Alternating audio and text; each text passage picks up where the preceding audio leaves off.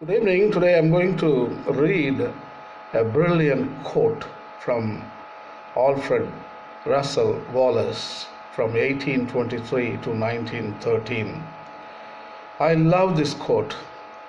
I made a couple of YouTubes already, but not enough. I'm going to read that quote for you in a moment. Before that, Alfred Russel Wallace was born in 1823, died in 1913. He was a British naturalist, explorer, geographer, anthropologist, and biologist. He is best known for independently proposing a theory of evolution due to natural selection that prompted Charles Darwin to publish his own theory. Wallace did extensive fieldwork, first in the Amazon River basin and then in the Malay archipelago, where he identified the Wallace line that divides the Indonesian archipelago into two distinct parts, one in which animals closely related to those of Australia are common, and one in which the species are largely of Asian origin. He was considered the 19th century's leading expert on the geographical distribution of animal species and is sometimes called the father of biogeography. The following words from Wallace strike a death blow to any anthropocentric mindsets if it still dominates our current thinking patterns. He surely tells that all living things are not made for the amusement of man alone. Wallace wrote in 1869 as follows: "Thus, one of my objects in coming to the far east was accomplished.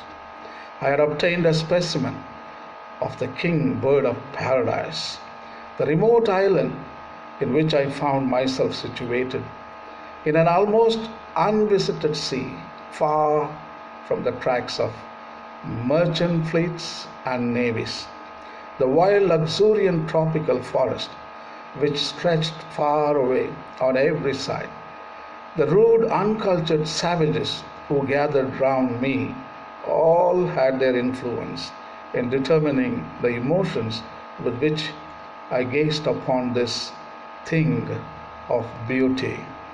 I thought of the long ages of the past, during which the successive generations of this little creature had run their course, year by year of being born and living and dying amid these dark and gloomy woods, with no intelligent eye to gaze upon their loveliness, to all appearance such a wanton waste of beauty. Such ideas excite a feeling of melancholy.